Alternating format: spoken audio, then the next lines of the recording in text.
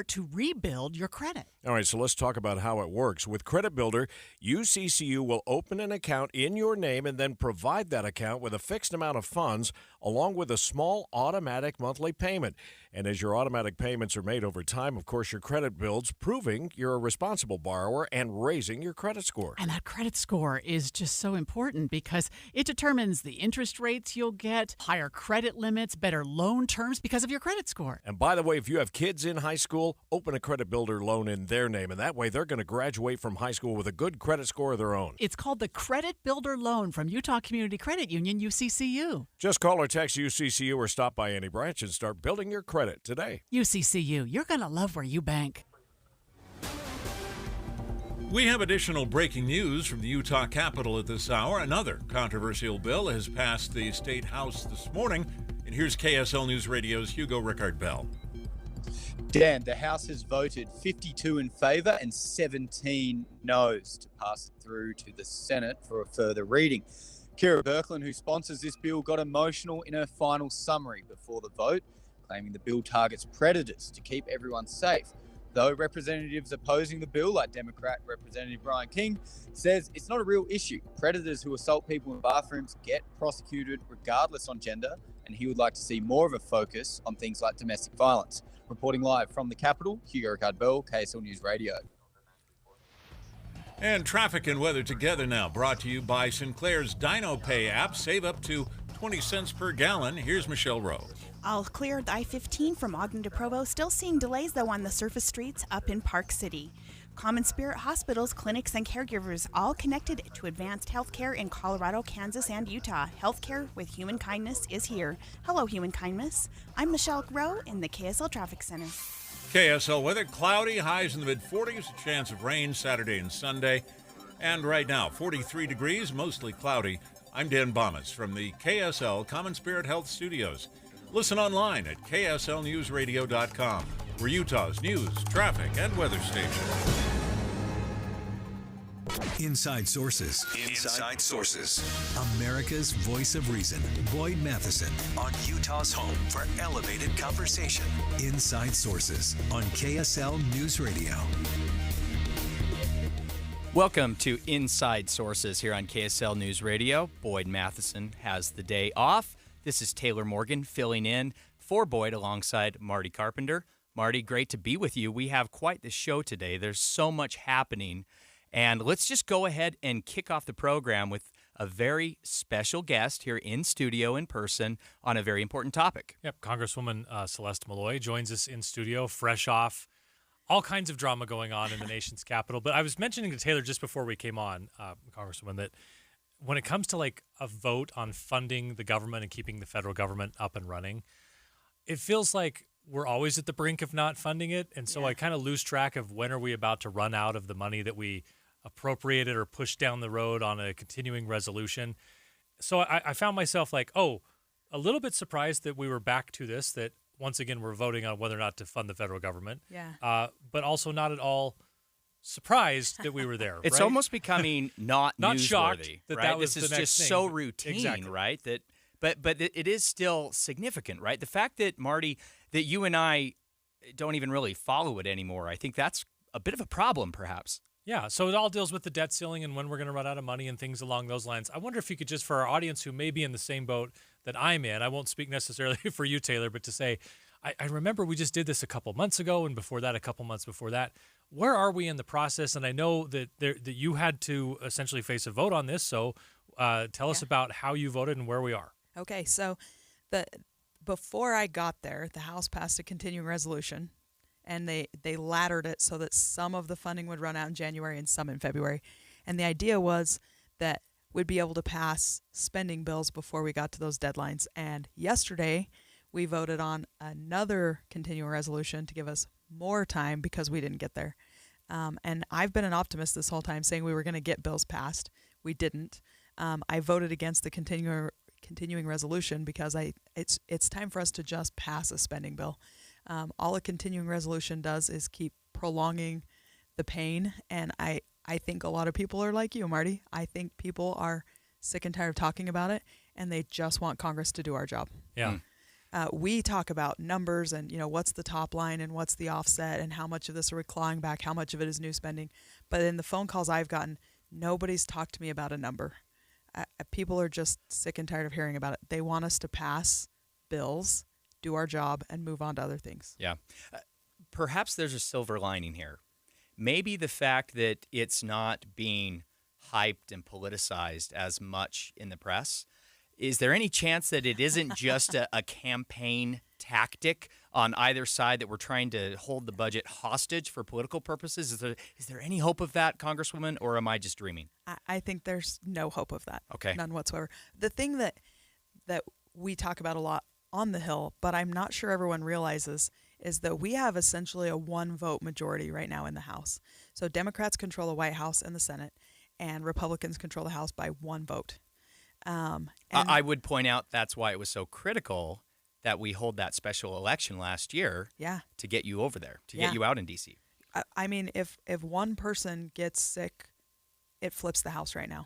And that's terrifying. But what that means in an election year is that anyone can grandstand. One person can say, I refuse to go along with a spending bill for any reason, and we don't have the votes to pass it.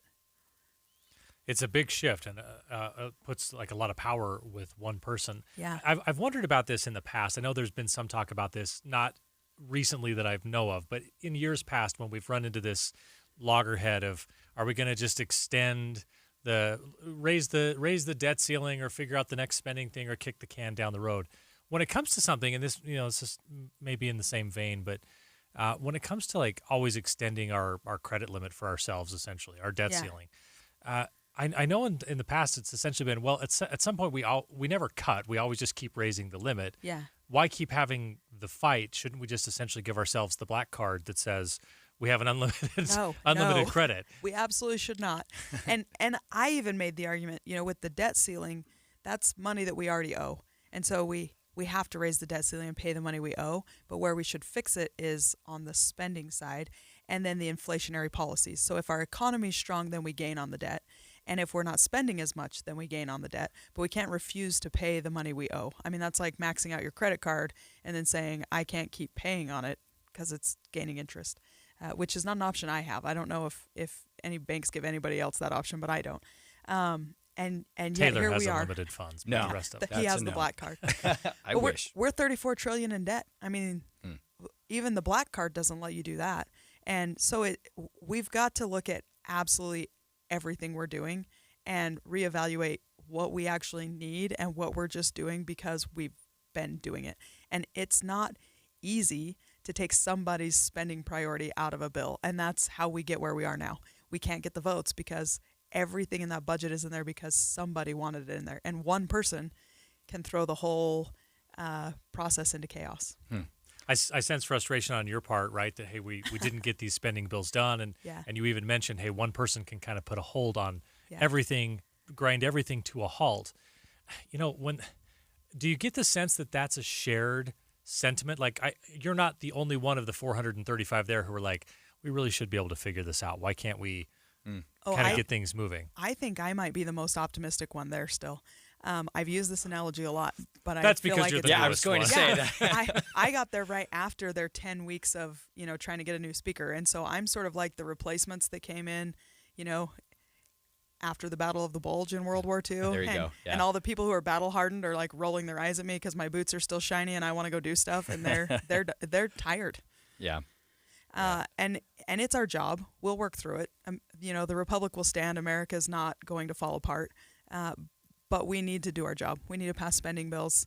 And I think Speaker Johnson's doing a really great job of trying to hold the conference together while every single member of Congress, every single member of the House right now knows they have an inordinate amount of power. We're speaking with Congresswoman Celeste Malloy here in studio with us on KSL Inside Sources. Ultimately, is this a political problem or is this a structural problem in Congress? There's so much chatter and so much conversation in Utah's delegation. I feel like our delegation is very forward-thinking, very practical, very nuts and bolts on this. And what is the path forward?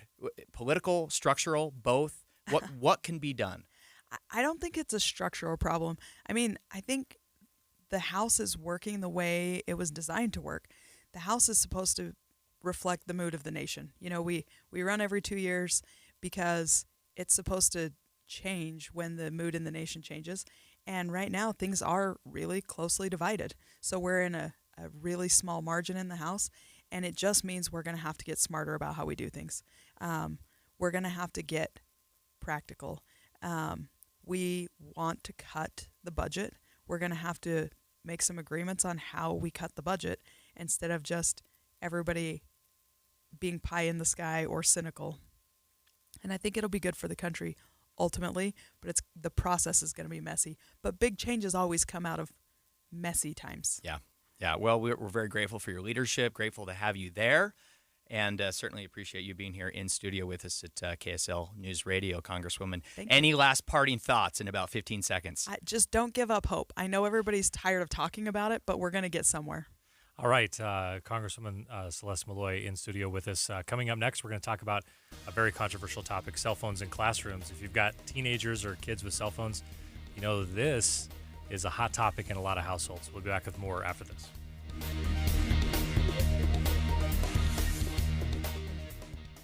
Every single show on KSL News Radio is part of the KSL app, so you can listen when you want. News with Tim and Amanda when you get up, hit live on the app. Dave and Dejanovic at 9 and Boyd Matheson at 1, they're on the app. Plus, you can podcast them for work. And Jeff Kaplan, yeah, he's there on the app. The movie show, KSL Greenhouse, latest traffic report, they're all on the app for KSL News Radio. KSL News Radio. It's the dead of winter, and our friends at Advanced Window Products have a wonderful wintertime offer. This is Jeff Kaplan. If the cold is seeping into your house right now, Nate and Jake will give you $2,500 off on double-pane windows and the highest quality custom frames built right here in Utah. Any style, any color, and the $2,500 is atop their already low prices. See, they build the windows, they install the windows, and they guarantee them for life. So there's no middleman markup. At Advanced Window Products, they offer 0% financing. You can save now, pay later, so take advantage in the dead of winter while the wind is whistling and give your home, your number one asset, a fresh new look. Plus, you save money on heating and air conditioning, so much so the energy companies offer rebates. Buy local. Their factory's right here in Salt Lake City. Save an extra $2,500 off the best windows and frames in Utah. 801-850-9100. 801-850-9100. Or visit AdvancedWindowsUSA.com. I'm Scott, the owner of Solid Fire Pits. When I began welding my custom-made fire pits for friends and family, I shared them on TikTok because I was just so proud of them. Check it out. That's beautiful. I posted every new fire pit design, and more people kept ordering, from 26 states and counting. Then on my birthday, I had my best sales ever. Now how can the universe beat that? Solid Fire Pits is just one of the 5 million U.S. businesses that rely on TikTok every day. TikTok sparks business. Valentine's Day is here. This year, give the ultimate gift. Name a star after your sweetheart. This is Rocky Moselle with International Star Registry. For 45 years, we've named millions of stars for celebrities, dignitaries, and individuals worldwide. For $59 and a call to 800-282-3333 or visit starregistry.com, you can give the most memorable gift. The star you name will be recorded in book form in the U.S. Copyright Office. Visit starregistry.com or call 800-282-3333. As the new year begins, you and your credit card might be ready for a quiet break. Experience the relief of a low rate with the Mountain America credit card. With a 3% cash bonus on balance transfers, it's more relaxing than ever. Open a Mountain America credit card today for your limited time bonus. Details at macu.com/transfer. Loans and approved credit. Membership required based on eligibility. Offer can change or be withdrawn at any time. Terms, conditions, and restrictions apply. Copiers, printers, service, and supplies are just the beginning. Les Olson IT is the premier source for your business's structured cabling, IT, software, telephones, and security systems. We partner with you to find the ideal solution to all of your office technology needs. Tell us your goals and we'll get you there. Find out more at lesolson.com. Les Olson IT. Jackson Hewitt has a plan to get your tax refund fast with a buck here, buck there. Here a buck, there a buck, everywhere a buck. You don't have to wait weeks for your tax refund. Get money sooner with a no-fee refund advance loan at Jackson Hewitt. On this loan, there's a money today guarantee. E-I-E-I-DO. Don't settle for chicken feed. Get fast bucks at Jackson Hewitt today. No-fee refund advance loans by Republic Bank offered to eligible clients. Money today guarantee if approved for a loan on a prepaid card. Details at jacksonhewitt.com. It's a mystery where Old Spice finds its amazing scents like Himalayan sea salt, but I'm thrilled they have because no other body wash exfoliates and moisturizes 24/7 like Old Spice Gentleman's Himalayan sea salt body wash. Now, if only there was a mountain range separating the Indian subcontinent from the Tibetan plateau where I could hide my Old Spice and keep my family from stealing it, my impossibly smooth skin will finally be safe. Getting help with electrical repairs is easier than you think. All you have to do is call Any Hour Services or schedule an appointment at anyhourservices.com. No one helps more homeowners than Any Hour Services. With the 3 things you need to know this hour, I'm Dan Bomas. First, the Utah House has passed a bill that would keep Utah's public colleges from implementing diversity, equity, and inclusion programs. Second, the House has also passed a bill requiring people to use the restroom that corresponds to the sex listed on their birth certificate. The bill now heads to the Senate. And third, U.S. Marines aboard ships in the Mediterranean are ready in case they need to go into action for rescue or other missions in the Middle East. Right now, 43 degrees, mostly cloudy in Salt Lake City. And back to Inside Sources on KSL News Radio. Hear elevated conversation on crucial issues. Boyd Matheson on Inside Sources. All right, Marty Carpenter and Taylor Morgan sitting in today for Boyd Matheson. He gets the early jump start on his weekend. Mine's going to start in about an hour and 40 minutes. So I hope wherever you are, yours is going to get off to a good start as well. All right, we just talked to Congresswoman Celeste Malloy about all of the drama going on with continuing resolutions and budget and spending issues in D.C., and now we're going to shift our attention back within the state to something that the governor made some mention of last night in his State of the State address, talking about our kids and pushing back against these technology companies that, as he would put it, something along the lines of they put their profits ahead of our kids, and we're going to flip that back the way it should be. The governor has been out not just last night in the State of the State, but he actually sent a letter. I know as a parent I got one essentially saying that he's asked nicely that schools consider removing cell phones from class and essentially putting them in some kind of container when you walk in the class so the students don't have them in their hands. And I think everyone can understand why that's probably a good idea. I can also understand as a teenager with a phone in my hand that I would not that would not endear me necessarily to my governor. But as a parent, I can totally get that as well. Is this a problem that you have to deal with, in the Morgan household? It's a good question. I think I have a 13-year-old. He's in 8th grade, middle school still. And my understanding is that his teachers already enforce this kind of a policy, right? That no cell phones allowed, cell phones cannot be seen or used, cell phones have to be left, somewhere else in the classroom, whether it's a bin or in a backpack somewhere. And I think, look, what the governor is doing here is he's encouraging those kind of measures. He is not saying that we need to have an outright legal ban across the state. I think there's been a little bit of a misunderstanding about that, but he is leading out, encouraging school districts and teachers and others to do this on their own. And I think it is a really smart move. I think kids will look. All of us have a hard time tuning in to what we're doing when we have our cell phone in our hand, right? Yeah. Amy Winder Newton is the senior advisor and director of the Office of Families in the Cox administration. Amy, thanks so much for joining us now. I imagine this is a debate that goes on in your household as well on the cell phone thing. That I'll bet your kids are more pro. I'd like to have it with me, and as a parent, you're more along the lines of where the governor is. Well, aren't we all? I mean, we've all become so accustomed to having a phone in our hands, and it's not easy to take that away. It's hard to take an ice cream cone away from a kid once you give it to them, right? So this is something that is so important for us to look at educational efforts and how we can help our kids learn best. I think of our poor teachers who are standing at the front of a classroom trying to teach a lesson and you've got all the kids on a phone. I mean, that doesn't work for anyone. And so what the governor's trying to do here is encourage our school administrators, our principals, our community council members to come up with a policy for your school. The letter he sent out gave a few great examples. In Delta High School in Millard School District, they're a cell phone free school, and they have, those little shoe holders that are clear. They have one of those in front of the classroom, and the kids put them in when they walk through the door, and then they can grab them when they leave. Another great example is Evergreen Junior High in Granite School District. They don't allow cell phones anytime to be out, which personally I love, because think about all these kids walking down the halls of their school and looking at their phones instead of looking at each other, making eye contact, saying hi to friends. I mean, it's not good for youth mental health for us to have phones in our faces at all times. And so the more we can encourage this in our schools, the better. Yeah. Amy, where do we draw the line here with cell phones and students?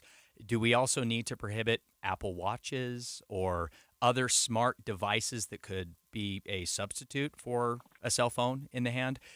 What other measures could potentially be encouraged as part of this?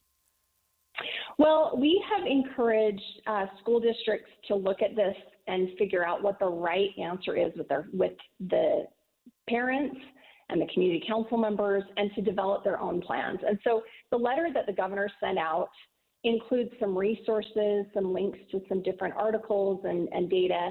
It also included some examples of what other schools are doing right now, and they range. I mean, you have some that say your phone just has to be in your backpack or your pocket, we can't see it when you're in class, and others say, put it in this device or you can't bring it in the classroom at all. Each community really should decide for themselves, and the governor really advocates for not a one-size-fits-all, but pushing for these schools and districts to work with parents and develop these policies to give the best environment for students to focus and learn. And I think that's great. I mean, as far as watches, that gets tricky. I know some elementary schools have had a heartburn over, if a student has a watch that's making noise during class, but I think we leave it up to them to decide that. If it becomes a problem and it is a distraction, then it should be put away, whatever that looks like. And we know our kids, the test scores are evident with these schools who've been doing this. The kids are learning better. Their depression and anxiety is lessened because they are able to focus and connect with people. It's just all around a better thing. What troubles me is that some of the people that are pushing back on this kind of stuff are the parents, because they feel like they should be able to get a hold of their kids 24/7. And I think we got to look at the big picture here of, we want our kids to have the best education possible. We want them to be able to connect with others, and this is inhibiting that. I like the approach that the governor's taking here. I know that this can be tough from, the governor's office and being the head of the executive branch and wanting to have this balance between, guys, we feel very strongly this is the right policy for the whole state, but not wanting to step over the boundary of local control. So I wonder what the response has been from districts generally to say, hey, we appreciate the guidance, and now we love that we have the freedom to go kind of make these policies on our own. Or in some cases, are you hearing, boy, I wish you'd just be the bad guy all the way so we wouldn't have to be the bad guy? Yeah, both, actually. We've had some who have said, please, just will the state take care of this for us, so that we don't have to be the bad guy. I'll tell you, when he sent out the email, we've had different people respond, teachers who heard about it and have said, thank you. It is so hard to be a teacher and have to fight with the cell phone thing all the time. And you don't want to be the only teacher in the school who has a no cell phone rule and has to enforce that when, everybody else may be doing something different. And so we've had a lot of really positive feedback from administrators and teachers and community council members who have said, thank you. We need to look at this, and we're trying to get something in place. And a lot of them are doing it already. So we applaud those who have already taken the initiative to move forward. Perhaps the one argument that I have heard is that students need access to their cell phones in the case of emergencies, safety, to be able to get in contact with parents, guardians, loved ones. How would you respond to that concern? Well, I think still schools need to work with their local public safety officials as they develop their policies. I will say some have told me, when there's an emergency, we need kids to be focused on the teacher and the instructions that they are giving so that they can stay safe. We don't need a bunch of kids running to pull out their phones and call their mom and dad. We need them focused on what instructions are given in the classroom during an emergency. And so, you've got a teacher who's going to have access to a phone. I think that, yes, there are very real concerns, and I get it. We're used to being able to contact our kids all the time now that there's phones, but there's other things at play too that may inhibit the ability for your child to be safe if they are worried about their phone than listening to instructions that come from teachers. I just want you to know, Amy, for the entire length of this interview, I have not touched my cell phone, even though it's sitting right here. Hey, focused. Good job. Yeah, really dialed in there, It's Marty hard to do. Carpenter. Taylor threatened to take it away from me if I couldn't do that. So. Yeah. And I'll tell you guys, even Governor Cox, like when we have our cabinet meetings, they have on the agenda, this is a no cell phone free meeting, and he encourages us to pay attention and listen and not be on our phones. So, he's practicing what he's preaching as far as trying to keep people focused on what we're supposed to be doing and not getting distracted by our phone. Very good. Amy Winder-Newton is the Senior Advisor and Director of the Office of Families in the Cox administration. Amy, thanks so much. Thank you for being with us. We're going to shift topics next segment and talk about something else that was mentioned in the State of the State. I dig these speeches. Keep Utah weird. Let's keep going on. Not keep Utah weird, but we're going to talk about housing, which was a big focus of the governor's speech last night. More on Inside Sources after this.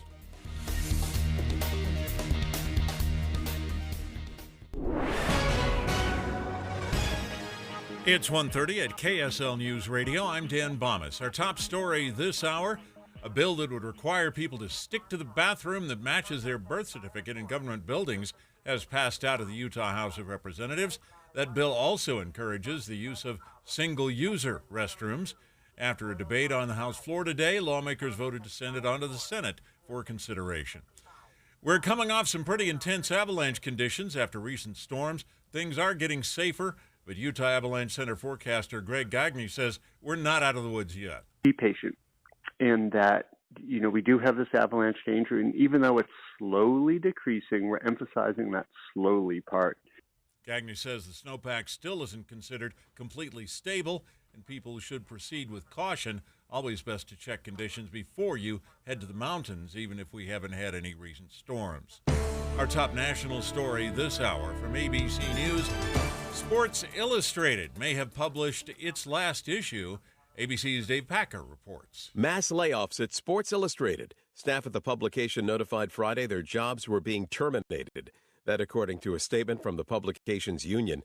Authentic Brand Group, which paid $110 million to buy Sports Illustrated 5 years ago, recently terminated a licensing deal with the Arena Group to publish the magazine in print and digital. That after Arena missed a multi-million-dollar payment, reports Front Office Sports. Sports Illustrated first published in 1954. Dave Packer, ABC News. Your money at this moment, the Dow Jones average up 389 points on the day right now, just over 1%. NASDAQ is up 1.5%, gaining 234 points so far today. And a KSL weather, just clouds around with maybe a shower or two tomorrow. That's next. KSL News Time, 1:32. We hope you have the right app on your phone for news. You probably have dozens. But the KSL News Radio app, well, it makes our live stream super easy. Plus, our talk shows are right there as podcast for your workday. That's the app for KSL News Radio. Prescriptions require an online consultation with a healthcare provider who will determine if appropriate. Restrictions apply. See website for details and important safety information. Subscription required. Price varies based on product and subscription plan. Hey guys, did you know there's a generic form of Viagra that works just the same, but is 95% cheaper? And you can get it online? Go to hims.com/joy. Through HIMS, you'll get a free medical consultation, discreet shipping if prescribed, and the process is 100% online. To start your free online visit, go to hims.com/joy. That's HIMS.com/JOY. Jackson Hewitt has a plan to get your tax refund fast with a buck here, buck there. Here a buck, there a buck, everywhere a buck. You don't have to wait weeks for your tax refund. Get money sooner with a no-fee refund advance loan at Jackson Hewitt. On this loan, there's a money today guarantee. E-I-E-I-DO.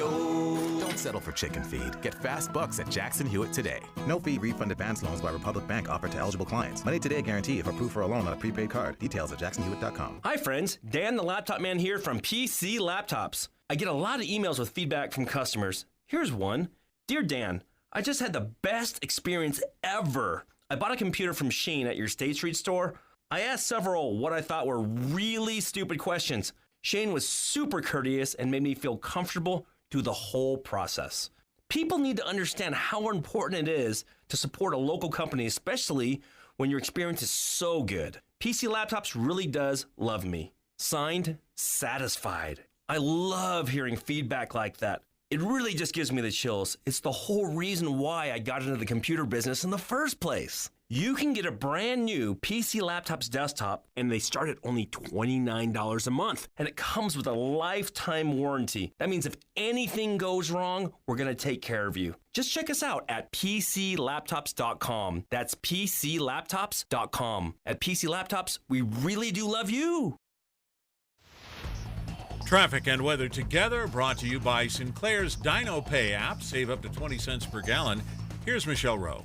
Well, heads up for drivers. If you're making your way up Parley's Canyon, eastbound I-80, you're going to run into a bit of a jam because we do have an oversized load that is going through the canyon, going all the way over to Evanston. The right lanes are going to be closed during transit. That's approaching Parley Summit at this point. Fed Up Kitchen is Utah's premier healthy meal prep service. Save time, money, and get results with their delicious meals made fresh daily. Right now, save 20% on your first order. Use promo code KSL at fedupkitchen.com. I'm Michelle Rowe in the KSL Traffic Center.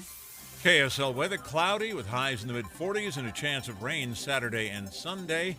And right now we're at 43 degrees, but mostly cloudy skies. I'm Dan Bomas from the KSL Common Spirit Health Studios. Listen online at kslnewsradio.com. We're Utah's news, traffic, and weather station. Inside Sources. Inside Sources. America's voice of reason.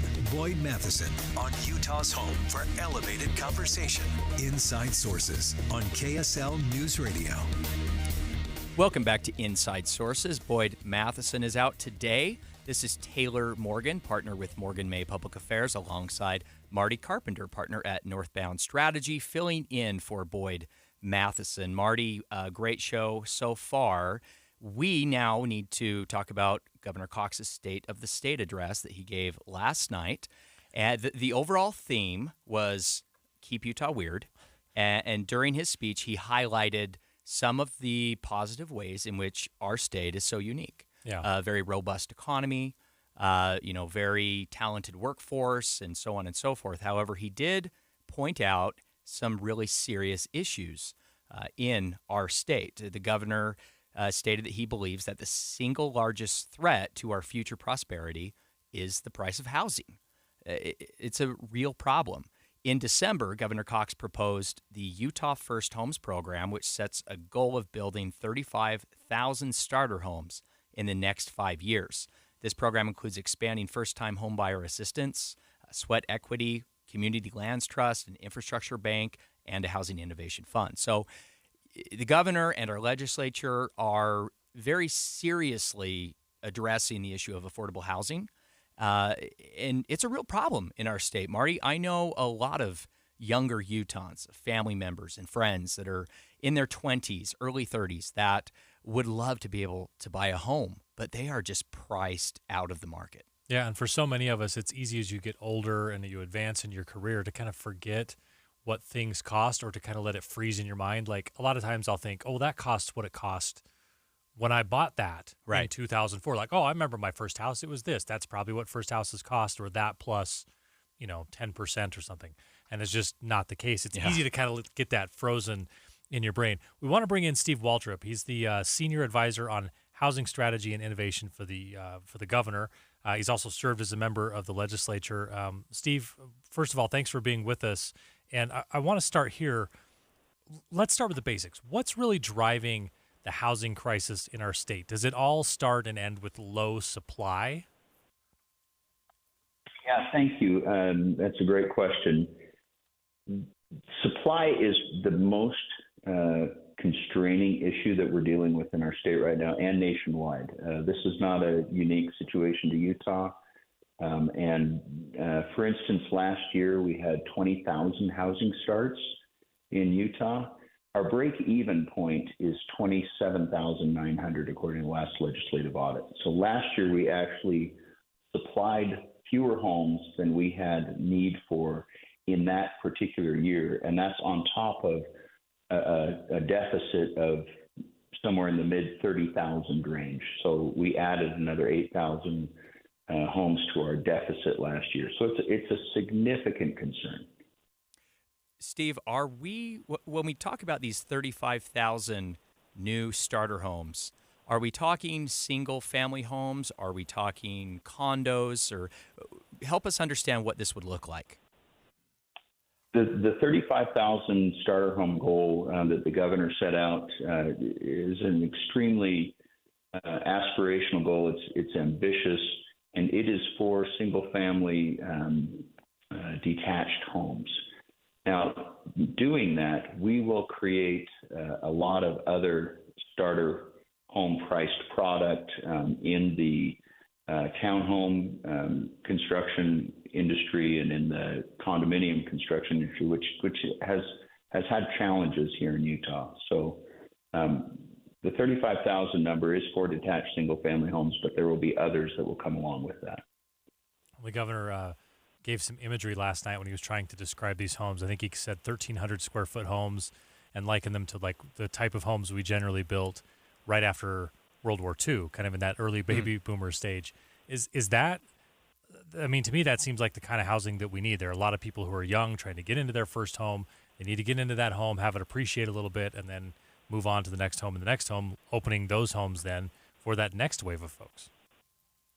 Yeah, that's exactly right. And the baby boom generation came home from World War II. We gave them the GI Bill to get educated, and we gave them VA loans, and we created housing that was 1,300, 1,400, 1,500 square feet, and everyone survived. People lived and they thrived, and our average home size now is almost 3,000 square feet.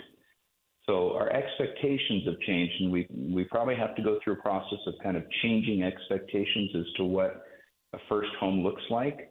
But again, the people that aren't owning want to be owning, and they will buy something that they can afford, and it'll be a great home.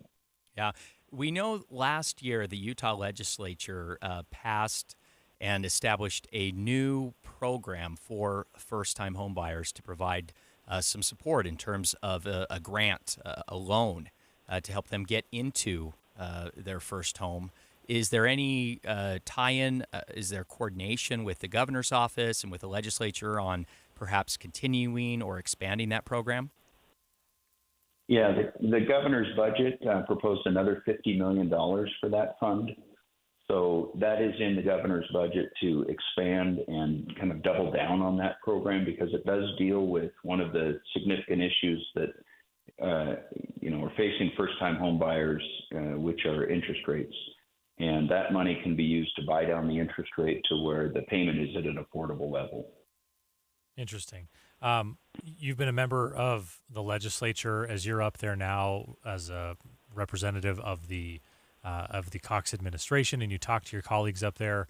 Do you get the general sense that everyone has come to the same conclusion? This is a big problem and something we got to solve, especially since the governor did not ratchet down the pressure on this. He turned it up last night when he said, the American dream is alive in Utah, but it will be dead soon if we don't get this right, this meaning housing. Do you feel like there's pretty much buy-in with many of these being your former colleagues, but now members of the House and Senate, that this is an issue that they are going to continue to take seriously? I do think so, and interestingly, the most serious takers of this issue are those with grown children living in their basements.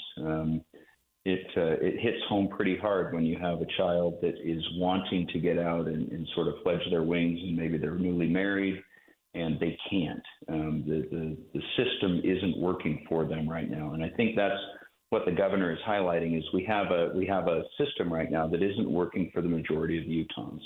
And so we need to make systemic shifts so that we have a system that works for the people that it needs to work for. And that's my job now, is to try to help shepherd through good policy shifts that will create opportunity for people to be able to have the system work for them again.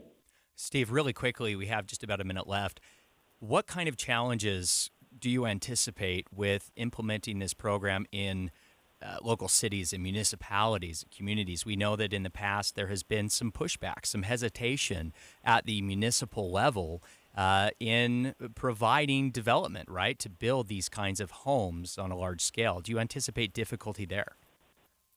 Yeah, there's a lot of concern around this in some municipalities that it will ruin, the big quote in many city council meetings, this is going to ruin our way of life. And I guess I would submit that the quickest way to ruin our way of life in Utah is to continue exporting our children because they can't get housing here.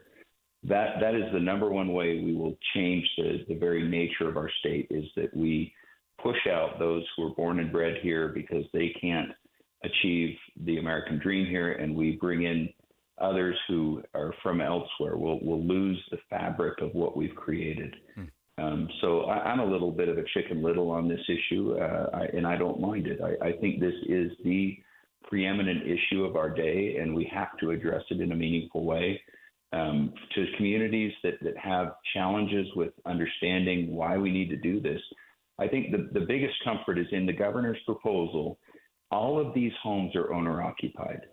These are not rentals. These are not second homes. These are owner-occupied first homes for nurses and teachers and firefighters and police officers and the people that you want to have in your community long-term. Steve Waldrop is the Senior Advisor on Housing Strategy and Innovation for Governor Cox. When we come back on Inside Sources, we're going to talk about another big issue going on up the hill, one that's definitely in focus, and that is mental health. Back with more after this.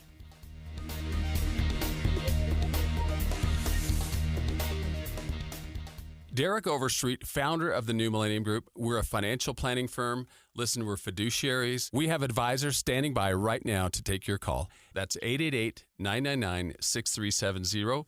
888-999-6370. The reason you're going to want to call is we're going to help you retire 3 to 5 years before you thought possible. Now, imagine how that would be if you could actually retire 3 to 5 years sooner than your plan was. The way we do this is by putting together a step-by-step plan, taking into consideration any rental properties that you have, any pension income that you have, your Social Security. Listen, we put that all together for you in writing. It will allow us to build your income based on inflation. You know, inflation has been rapidly rising. You and I both need a plan that whatever we start out our income at, in 5 or 10 years, we're going to need 40% more income. So if you're one of those people listening and you'd like a plan in writing, give us a call at 888-999-6370. That's 888-999-6370, or go to utahsfinancialplanner.com. Alpine Home Medical, we bring wellness home. Do you ever feel like getting your supplies for your CPAP is just a huge headache? Hi, I'm Jay Broadbent with Alpine Home Medical. We'll say goodbye to the hassle and hello to a stress-free life with our CPAP resupply service. Signing up is a breeze. Just place a call, choose your products, and leave the insurance billing and shipping to us. Our discreet packaging prioritizes your privacy, and we always ensure an on-time delivery. No more trips to the store or worrying about running out of important supplies. We get how crucial your CPAP therapy is, so don't let the stress of keeping up with it affect your sleep and health. Join Alpine Resupply today and enjoy a tranquil night's sleep with all your CPAP essentials. Visit us at alpinehomemedical.com. Alpine Home Medical, we bring wellness home. That's alpinehomemedical.com. KSL offers the best daily newsletter in the state. It's the 3 things you need to know. Every weekday, we deliver quality and relevant content to your inbox. No ads, no spam, just the 3 things you need to know to be informed about the world around you. Subscribe today. Visit KSLNewsRadio.com or text the word inbox to 57500. That's inbox to 57500. You worry about how much someone drinks. Do you feel angry or depressed most of the time? Do you feel neglected or unloved? Do you feel you attract people who tend to be compulsive or abusive? Do you have money problems because of someone else's drinking? Are you afraid or embarrassed to bring your friends home? Do you feel that if the drinker loved you, she or he would stop drinking? If you answered yes to any of these questions, you are not alone. More than half of all adults have a family history of alcoholism. Not everyone trapped by alcohol is an alcoholic. Families and friends are suffering too. Al-Anon and Alateen can help. Call 1-866-200-0223 or visit alanon.org/help. With the 3 things you need to know this hour, I'm Dan Bonas. First, the snow may have stopped for now, but the avalanche danger is still there in Utah's mountains. Second, the Utah House passed 2 controversial bills this morning. One requires people to use restrooms in government buildings that match the sex listed on their birth certificate. The other bans diversity, equity, and inclusion programs at Utah's public colleges. And third, Sports Illustrated is in trouble. After its new owners missed some debt payments, staff was informed today they're being laid off. 43 degrees, mostly cloudy in Salt Lake City. And back to Inside Sources on KSL News Radio. Get deeper insights on the news from Inside Sources. All right, Marty Carpenter, Taylor Morgan in today for Boyd Matheson. The first week of the general legislative session wraps up today, and there's already a lot going on. I'm still trying to catch my breath, Marty. I've had to wear a suit every day this week. I know. That's 42 days after today, I think. Everyone's counting. Counting up them there one by one, yes. One issue that both legislators and the governor have said they're going to address in a significant way this session is mental health. In fact, the governor has been very outspoken that it's time to address head-on our state's mental health workforce shortage in particular. This is the problem. We've got a lot of people who want treatment or want care of some kind, whether that's just to see a therapist or something maybe slightly more serious than that, and they can't get that help they need because we don't have enough workers in there. Look at it by the numbers. About 530,000 Utahns receive behavioral health care in some form. But that leaves somewhere between 200 and 500,000 people with diagnosable conditions who do not have access to the health care they need. That's according to the Deseret News. I want to talk about this with a national expert. So we've got Angela Kimball. She's the Chief Advocacy Officer at Inseparable. She's a nationally recognized expert in mental health policy, passionate about mobilizing people and championing better care to fight inequities for people with mental health conditions. So, Angela, thanks so much for being with us. Thank you so much. Tell us a little bit about your work, but also specifically I want to talk about Utah's behavioral health workforce. You know, I just listed off some numbers, but like 58% of children in Utah with a mental health condition are not receiving treatment or counseling, and about 50% of the adults who need it are not getting it. So when you hear numbers like these, is Utah an outlier here, or is there a lack of mental health access and workforce shortages? Is that something you're seeing across the country? We're absolutely seeing that across the country. Utah is not an outlier here. This is really a significant problem, and that's why it's so important that Governor Cox and legislative leaders are focusing in on these as urgent issues. And just to go back to who Inseparable is, we're a national advocacy organization founded to advance policies that reflect the belief that the health of our minds and bodies is inseparable. And we've been partnering with policymakers and stakeholders in states across the country who are working to ensure that everyone can get the mental health treatment they need when and where they need it. Angela, and I'll just go ahead. Sorry. Yes. Go ahead. I just wanted to add that the majority of mental health conditions begin between the ages of 14 and 24. And when people get help early, the outcomes are much better. And when people don't get the help they need, those conditions get worse. And you see it all around you. People develop co-occurring substance use conditions, they lose employment, they lose housing, and their conditions become much more complex and harder to treat. And again, this points to why it's so important to get ahead of this issue.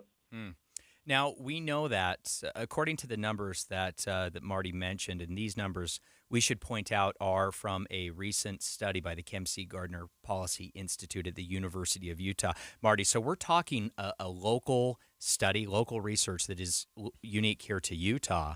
And the lack of healthcare providers is certainly part of that. But Angela, I want to get your take. What part of this is just hesitation or an unwillingness to seek out treatment among children and adults? How much of that plays into this? You know, there's certainly hesitation among some people to seek treatment. You know, there is a long history of stigma around mental health care in our country. But honestly, we are seeing more and more students, for example, demand mental health care. This generation is much more comfortable talking about mental health and substance use issues. National data shows that a high rate of students are actively seeking that help when they're in school.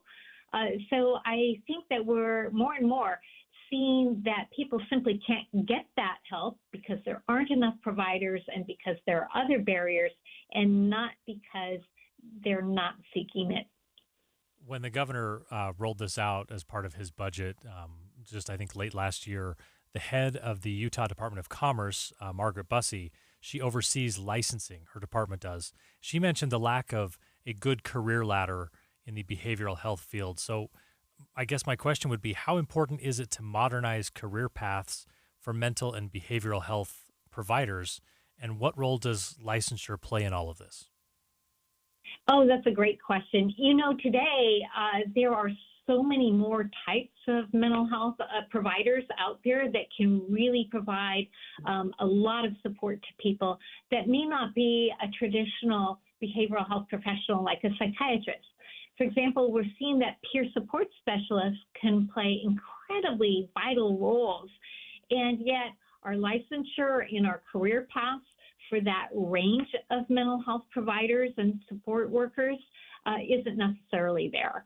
Licensure rules definitely need to reflect today's need to efficiently prepare people for practicing.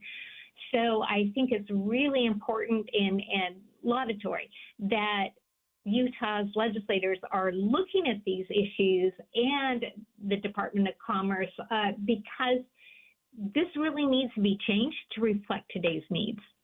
We know Utah's population is growing. If you live here, you know that. And most of that growth now actually comes from people moving into our state instead of births within the state. So, well, those people moving in here, that includes some professionals who work in behavioral health.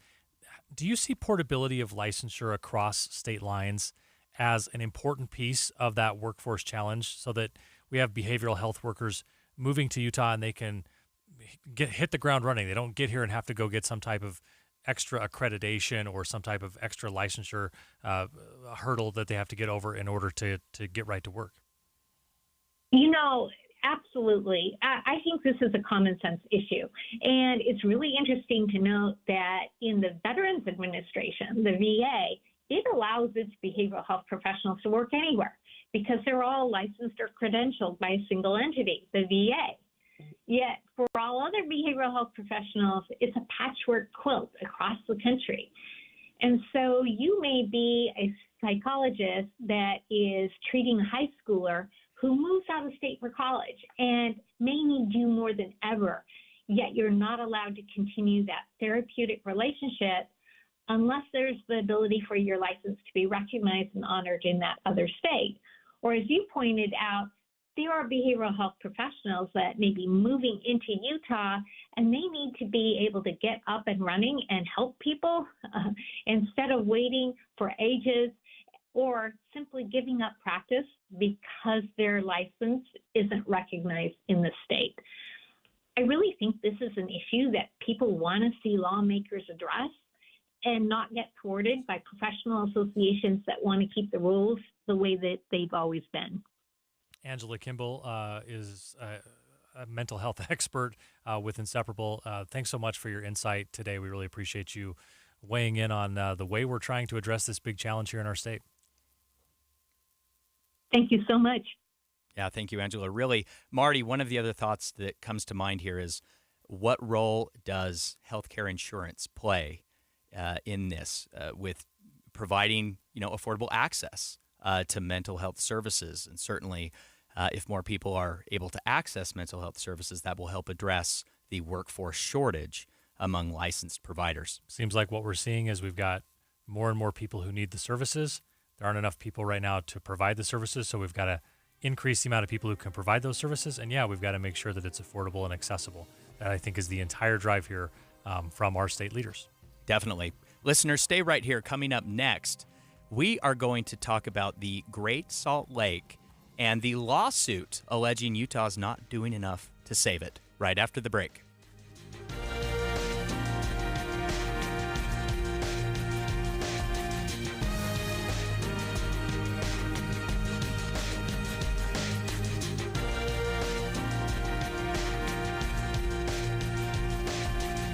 KSL FM Midvale. KSL Salt Lake City. From the KSL Common Spirit Health Studios, this is KSL News Radio.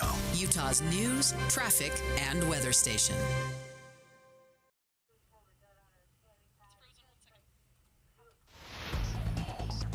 And this is KSL News Radio. Good afternoon. I'm Dan Bomas. Our top local story this hour. A bill that would prohibit government institutions like state colleges from having diversity, equality, and inclusion programs is advancing out of the Utah House. Representatives voted to approve that bill today, sending it on to the state Senate, and after an emotional debate on the House floor. Utah's unemployment rate stayed at 2.8% in December, well below the national average of 3.7%. And Jared Mendenhall with the Department of Workforce Services tells Utah's Morning News we've seen our job growth rate slow just a bit. That low unemployment that we've had all year long has started to make it harder and harder for those really big job growth numbers that we saw coming out of the COVID-19 lockdown. He says the state saw its biggest job growth in education, health services, and leisure and hospitality. We're starting, though, to see some job losses in trade and transportation. Our top national story this hour from ABC News. American forces in the Red Sea continued their attacks today against missile and drone bases in Yemen. John Kirby with the National Security Council briefed reporters at the White House. This morning, U.S. forces conducted 3 successful self-defense strikes against Houthi targets in Yemen. This is the fourth preemptive action that the U.S. military has taken in the past week. Houthis in Yemen have been firing missiles and drones at the U.S. Navy as well as civilian shipping passing through the Red Sea. Your money at this moment, the Dow Jones average has been rising all day, now at 394 points on the day, and the NASDAQ is up 255 points right now. And it looks like we'll just see clouds through the weekend with maybe a couple of showers tomorrow. And that's next. KSL News Time 2:02. It's a priority for us at this station to bring you all sides of a story and to talk about the news fairly, completely. Get all the facts and be really aware. Utah's Morning News with us, Tim and Amanda. Weekday mornings 5 to 9 on KSL News Radio. Denise has been playing jazz for 40 years. Last concert, one of the musicians fell sick with RSV. Respiratory syncytial virus, or RSV, is a highly contagious virus that can lead to breathing problems. This time, she's choosing to help protect herself with Pfizer's RSV vaccine, Abrysvo. Abrysvo is a vaccine for the prevention of lower respiratory tract disease caused by respiratory syncytial virus, RSV, in adults 60 years of age and older. Abrysvo is not for everyone and may not protect all who receive the vaccine. Don't get Abrysvo if you've had a severe allergic reaction to its ingredients. People with a weakened immune system may have a decreased response to Abrysvo. The most common side effects are tiredness, headache, pain at the injection site, and muscle pain. Ask your pharmacist or doctor about Pfizer's RSV vaccine, Abrysvo, respiratory syncytial virus vaccine. For full prescribing information, please call 1-844-989-7284 or visit abrysvo.com. Brought to you by Pfizer. If cabinets were a football team, Euromax cabinets would be the 1985 Bears, maybe the 1984 Niners. If cabinets were a basketball team, Euromax would be the 95-96 Bulls, maybe the 2016-2017 Warriors. If cabinets were a singer, Euromax cabinets would be Neil Diamond, rhinestones, sequins, and all. In fact, Neil Diamond was probably thinking about Euromax cabinets when he wrote and recorded Sweet Caroline. Max and Mike came together to start a cabinet company that brings the unique flair and style of Europe while keeping the craftsmanship and installation of America. Max moved here from Ukraine with years of European style, while Mike has 25 years of cabinet experience here in Utah. This is Hans Olsen, letting you know their service, style, and warranties are unmatched. They can help you design a kitchen to be the talk of the neighborhood. Their showroom's in Pleasant Grove, and you can see their world-class design by going to EuromaxFurniture.com. That's EuromaxFurniture.com. Euromax, built for you. Getting help with plumbing repairs is easier than you think. All you have to do is call Any Hour Services or schedule an appointment at anyhourservices.com. No one helps more homeowners than Any Hour Services. Traffic and weather together, brought to you by Sinclair's DinoPay app. Save up to 20 cents per gallon. Here's Michelle Rowe. Well, we have delays southbound I-15 through Layton, approaching 200 North due to a crash blocking an HOV lane. And then heads up for drivers if you're making your way eastbound up Harley's Canyon. We have an oversized vehicle that's really slowing you down through Summit Park. Cypress checking account members enjoy discounted rates on auto and RV loans, free access to their credit scores and reports, and a suite of other products and perks. Learn more at cypresscu.com. Cypress Credit Union. Your future is our future. I'm Michelle Rowe in the KSL Traffic Center. KSL weather, cloudy with highs in the mid-40s, chance of rain Saturday and Sunday. And right now, we're at 43 degrees with mostly cloudy skies. I'm Dan Bomas from the KSL Common Spirit Health Studios. Listen online at kslnewsradio.com. We're Utah's news, traffic, and weather station. Inside Sources. Inside Sources. America's voice of reason. Boyd Matheson. On Utah's home for elevated conversation. Inside Sources on KSL News Radio. Welcome back to Inside Sources here on KSL News Radio. This is Taylor Morgan and Marty Carpenter filling in today for Boyd Matheson. Marty, yesterday on the show, we had Brian Steed, who is, I call him the Lake Czar. I gave him a new title, but his real title is Commissioner for the Great Salt Lake. This is a new office that was created by Governor Cox last year, and Brian Steed is the commissioner to essentially save the Great Salt Lake, to work with the Utah legislature, to work with the governor's office, to implement Utah's plan, I would say newly energized, newly funded plan to save the Great Salt Lake. Yeah. Substantially funded is probably substantially the right funded. term for it. Yes. A lot of attention, a lot of money, a lot of resources going into addressing what's happening with the Great Salt Lake. Yeah, the Utah legislature over the last 2-3 years has made saving the Great Salt Lake, it's fair to say, a top priority, Marty, if not perhaps the number one priority. Perhaps our upcoming guest might disagree with that. That's why we're having the conversation. But Brian Steed had a lot to say yesterday. The Commission to Save the Great Salt Lake has released a new plan that outlines what the state will be doing. The legislature over the last 2 years has dedicated about $1 billion worth of investment in making sure that we have better water conservation and we have better tools to bring water where it needs to be. The Great Salt Lake's been one of the beneficiaries of that. And then we had this great water year last year. So to answer your question shortly, yes, a lot of interest. We're doing better than we were at the end of 2022, but there's still some ways to go.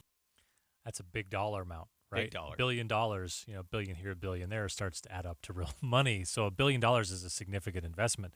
Steed also said it will take a more unified approach among government and business. We're going to need more studies and more conservation, all to save the Great Salt Lake. For a long time, we've been allowed to operate kind of in silos in state government, silos in different sectors of the economy and agriculture or municipal and industrial. We're going to have to better coordinate on that to make sure that we're all pulling in the same direction when it comes to the Great Salt Lake. We also have to ensure that we're getting the best data and science on the lake. It's surprising still, after all these years of knowing what's there on the lake, how much we still don't know about why we are where we are and how we can stop it from getting worse. And thirdly, we just have to focus on getting more water to the lake. And that involves all of us. Like I said at the beginning, there's not one solution, but I will say that conservation is the closest that we get to that one solution. Now, Marty, I don't know if you caught that, but here we have an appointee of a Republican governor in Utah saying conservation is priority one. It has been very, I think, eye-opening to see a Republican-dominated legislature and, of course, governor's office make conservation, make an environmental issue such a key priority. That being said, not everyone believes that we are doing enough to save the Great Salt Lake. We want to welcome to the program Stu Gillespie, Senior Attorney for Earth Justice's Rocky Mountain office, to the program. Earth Justice is an organization that represents a number of environmental groups here in Utah and in the West that have filed a lawsuit alleging that the state of Utah is still not doing enough to save the Great Salt Lake. Stu, welcome to KSL Inside Sources. How would you respond to those comments from Commissioner Steed? Well, good afternoon, Taylor and Marty. Thanks so much for having me on the show. It's a pleasure to be here. And I would respond to Brian's comments by just pointing to the lake elevation, which is far below the healthy level that Mr. Steed himself recognized in his recently released plan. The lake has to be at 4,198 feet or above to protect the ecosystem, to protect public health from dust storms and events that are endangering citizens of Salt Lake City and beyond. And yet we're over 6-7 feet below that level. And the report details how that's impacting the health of citizens, how that's impacting the environment, and how much work needs to be done to meet this crisis. And yet the plan doesn't deliver any specifics on how to get there. It doesn't identify and quantify how it's going to get enough water to the lake to raise it to that elevation, let alone in the timeline that protects the citizens of Utah. And so that's the bottom line here that Mr. Steed himself noted. We need to get more water to the lake. We need to do it now, and we need to make sure that it's actually getting there. And so while a lot of money is being spent on conservation efforts, and that's certainly commendable, a big problem there is that, a drop of water conserved is only just then used by another water diversion. It doesn't actually get down to the lake. And the numbers are telling. The lake is not rising but for the fact that we had a huge snowpack year last year. That's given us some time here, but time is of the essence, and the state needs to really take on its legal obligations to protect the Great Salt Lake for the citizens of the state. So it sounds like in principle there's agreement from from you and from Commissioner Steed and from state leaders that we need to do more to protect the Great Salt Lake, that we're investing money in it, that we've taken down some bureaucratic hurdles that otherwise would have been a problem.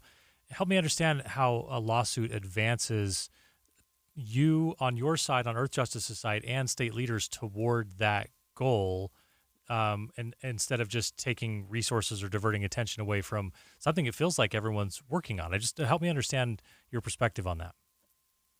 Yeah, certainly. So the reason why a lawsuit's essential here is that the state is operating under a misunderstanding of the law. So it's laboring under the impression that water rights are absolute, and so there's nothing the state can do to limit those water diversions, even though they're impairing the Great Salt Lake, even though they're putting citizens at risk. The state has essentially said that it's beholden to those water rights. And so there's nothing it can do unless those private water right holders want to limit their diversions. And that's the fundamental holdup here. The fundamental problem with the Great Salt Lake is that there's too many diversions of water, not enough water is getting to the lake.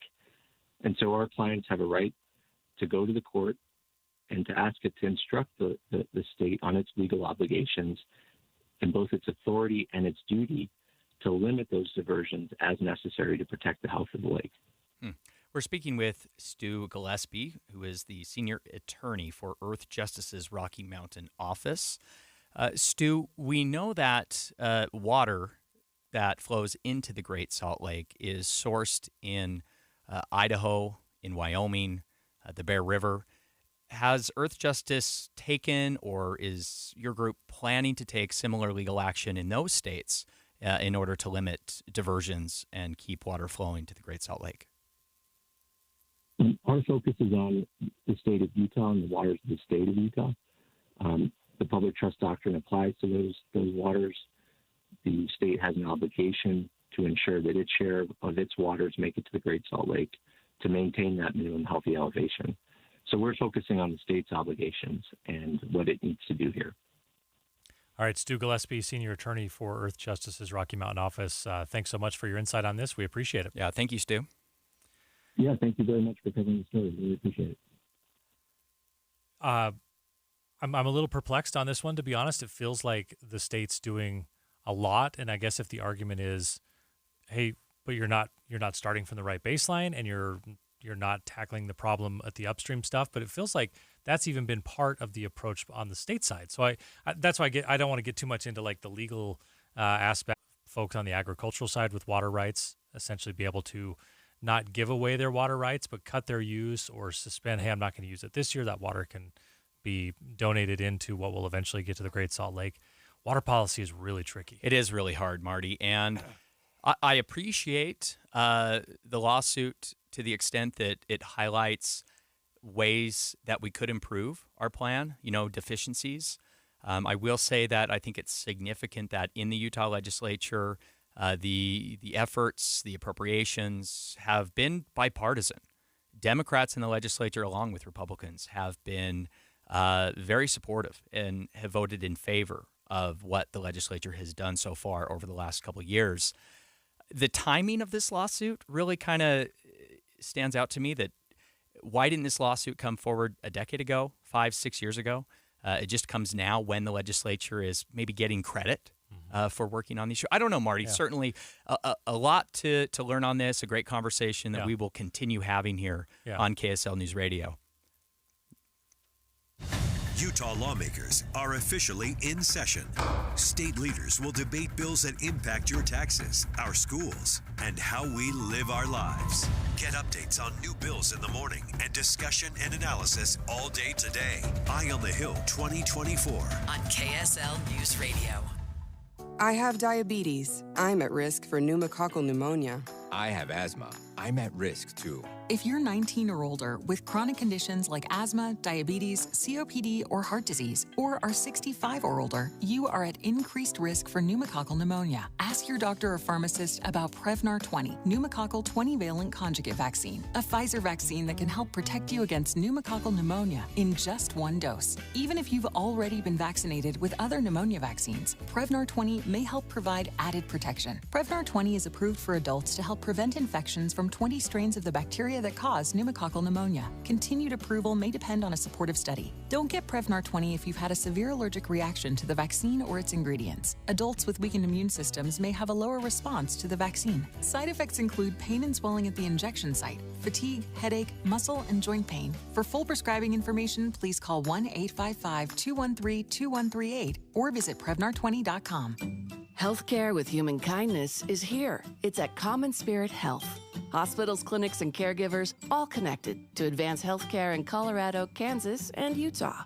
Together, we have a common purpose, partnering with you in health and healing using powerful medicine, powerful technology, and the greatest power of all, human kindness. You'll know it when you see it, because human kindness is in every care site and in every caregiver. Common Spirit Health.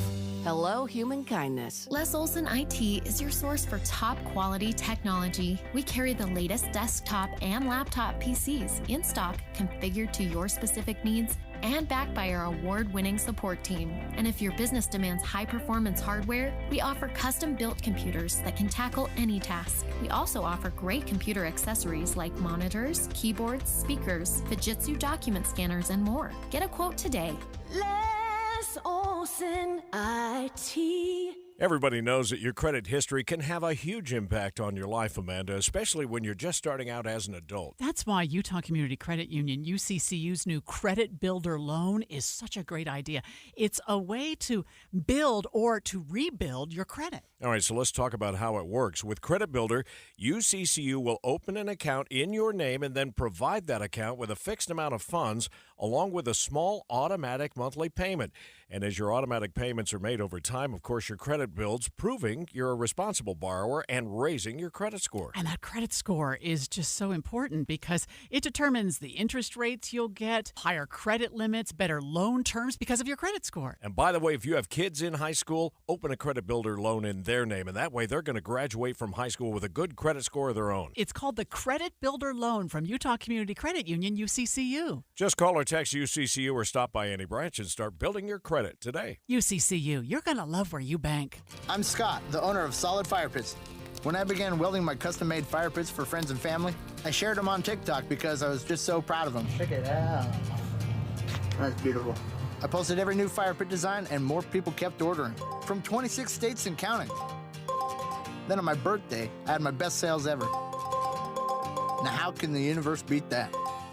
Solid Fire Pits is just one of the 5 million U.S. businesses that rely on TikTok every day. TikTok sparks business. Pizza's here. Oh, great. I'd love some, but I'm worried about my stomach issues. If you're worried about having diarrhea, gas, bloating, stomach pain, or loose, oily stools, it may not just be stomach issues. It could be a condition called exocrine pancreatic insufficiency, or EPI. With EPI, the pancreas doesn't release enough enzymes to break down food, but EPI is manageable. Use the symptom checker on identifyepi.com and talk to your doctor. That's identifyepi.com. Sponsored by AbbVie. With the 3 things you need to know this hour, I'm Dan Bomas. First, the national unemployment rate is pretty low at 3.7%. Utah's rate is even lower at 2.8%. Second, the Utah House passed a bill today to eliminate diversity, equity, and inclusion programs at Utah's public colleges. And third, American forces in the Red Sea were back at it again today, striking Houthi missile launch sites in Yemen. Right now, 43 degrees, mostly cloudy in Salt Lake City. And back to Inside Sources on KSL News Radio. Hear elevated conversation on crucial issues. Boyd Matheson on Inside Sources. All right, welcome back to Inside Sources. Marty Carpenter and Taylor Morgan as we roll along on this Friday afternoon. Everyone's starting to get a little antsy to move on out of the office and get that weekend jump started. Especially with this weather. It is beautiful. I know. Well, outside, Marty. The sun's kind of out. That's always... We have snow in the mountains, fresh snow. Yeah. And we have a little bit of sunshine, and I can see the grass in the valley. So it's setting up for a very nice weekend. Plus, there's plenty of sports to watch this weekend. Absolutely. So that's what my Saturday's teeing up to be. All right, let's switch topics and get into something that's actually in the headlines and not just what we're going to do on our weekends here. We've had some... It seems like this happens every so many years, maybe every decade or so. Another inmate is up facing the death penalty. They all of their appeals expire, and essentially it's time now to talk about capital punishment. Yeah. And in Utah, there are a number of inmates. I think I don't know if I've got the right timing on this, but it seems like the last one or one of the last couple of times we went through this process, the talk of the moment was about the inmate having elected to be executed by firing squad, which has happened again with this convict Ralph Menzies, a death row inmate. Utah's history on capital punishment always seems to pop up every so many years, and it's just one of those topics we keep having to come back to. I think because it's unique that we have firing squad as an option when it seems like most places are lethal injection. Yeah, Utah is one of the few states that still uses a firing squad for executions. And, Marty, as you said, this does come up from time to time. After 35 years of attempted appeals, the path is now clear legally for the death warrant for Ralph Menzies, who is this death row inmate. He was convicted in 1986 for the murder of Maureen Hunsaker. He kidnapped Hunsaker from her job at a Kearns convenience store in February of 1986, took her to Big Cottonwood Canyon and murdered her and left her body tied to a tree. Certainly a gruesome case. And the family of the victim, they have been waiting for 35 years for justice, Marty. It's been an agonizing, difficult process. And the victim's son was actually on KSL News Radio here with Dave and Debbie on Dave and Dujanovic, and expressed that they are eager for closure And it has been very difficult to wait out all of these legal appeals. It's a very difficult process. Yeah, you can imagine. I mean, 35 years is a long time to go through that process, and it's a long process for a reason, to make sure we never get it wrong, or can minimize to the greatest extent possible ever getting it wrong. The last firing squad execution in Utah drew, I think you could say, massive media attention because it's so different, right? And back in 2010, that was the last time this all came up. That was Ronnie Lee Gardner, who was put to death. All right, let's bring in the executive director of the Death Penalty Information Center, Robin Marr. Robin, thanks so much for joining us this afternoon. Glad to be with you. So give us some perspective here. Is there federal regulation for the death penalty? Does this happen on a state-by-state basis where some states utilize it, some states don't? And how much of an outlier is Utah that we still have some folks who are eligible for a firing squad as their elected manner of execution? Yeah, great questions. Well, in the United States, each state has the opportunity to choose whether it wants to use the death penalty or not. And the majority of the states in the country have either abolished using the death penalty or have paused executions by executive action, usually by their governor. And use of the death penalty is really just in a handful of states. Last year, just a handful of states used the death penalty, and it's increasingly isolated over the years in a continuing trend downward. Utah, of course, has a death penalty. The last execution, as you said, was in 2010. There are 3 states that use firing squad, that authorize the firing squad, including Utah. It also includes South Carolina and Idaho.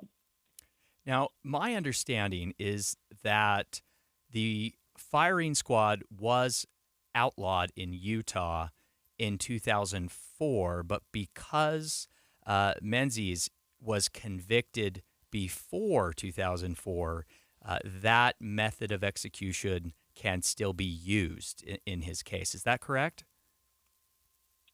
Well, Mr. Menzies, I believe, selected the firing squad right after he was convicted and sentenced to death. I mean, that was certainly before we knew what we knew about the firing squad, how it would be actually used. And really before we saw the protocol, of course, that Utah has issued about how it will carry out these executions. So, yes, this is what he's requested. This is what Utah has said it will be using in his execution. I'm interested. You mentioned sort of which states don't do this anymore and which states still have this as an option, and it's a very small number of states. I don't know if this is outside of your area of expertise, so forgive me if it is, and we can move on to the next question. But I'm wondering, how does the U.S. compare to other countries, like European countries, South America? Like, how do we compare to other countries when it comes to still utilizing capital punishment? Yeah, that's another great question. We are in the minority, in a significant minority. The world, writ large, has been moving away from use of the death penalty. Most countries have abolished. Almost 75% of the countries in the world have abolished use of the death penalty. And we are in unusual company. The top executioners in the world are China, Egypt, Saudi Arabia, Iran, and the United States. So that's sort of unusual company to keep. We don't have a lot in common with those other countries.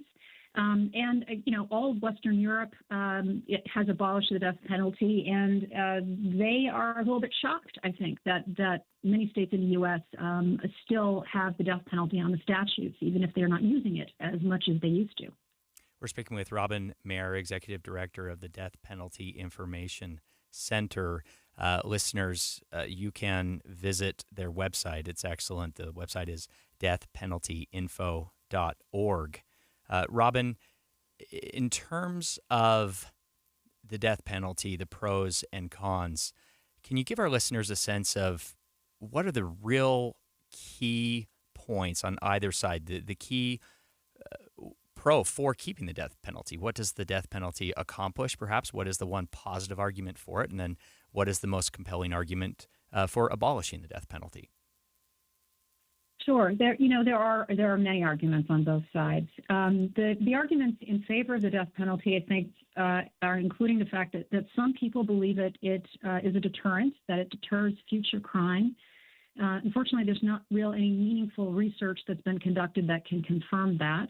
Some people have religious beliefs or moral beliefs and just believe that some crimes deserve the very most severe sanction that we can put on an individual who's committed a crime like that. On the other side, people have had longstanding concerns about the racism that is in the death penalty and the cost of the death penalty, which is enormous. It's millions and millions of dollars to maintain a death penalty system, as opposed to keeping someone in confinement for the rest of his natural life. So there are also concerns about sort of the unfairness and the arbitrariness of the death penalty over the years, and we've had courts say both of those things over the years. So this is an issue that has received a lot of back and forth attention. There are proponents and opponents. I think almost everybody can agree, though, regardless of where you stand on the death penalty, that it should be fair, that we should be protecting innocent people, and that we should not be using cruel and unusual punishments when we execute people. And one of the major concerns about this upcoming execution, his lawyers are saying, is that this protocol has elements that will mean he will suffer pain and suffering. The exact same protocol for the use of the firing squad was used where the protocol has been published in South Carolina. And a court that looked at that protocol pretty closely, had a long evidentiary hearing, concluded that it was unconstitutional, that it would cause pain and suffering for anybody who was subjected to that method. So the lawyers for Mr. Menzies right now are concerned that using the firing squad in his execution will be unconstitutional, and they're asking this court to stop it. Robin Marr is with the Death Penalty Information Center. Thanks so much for your insight on this. When we come back, we're going to talk more about social media and legislation moving on the Hill. Back with more on Inside Sources after this.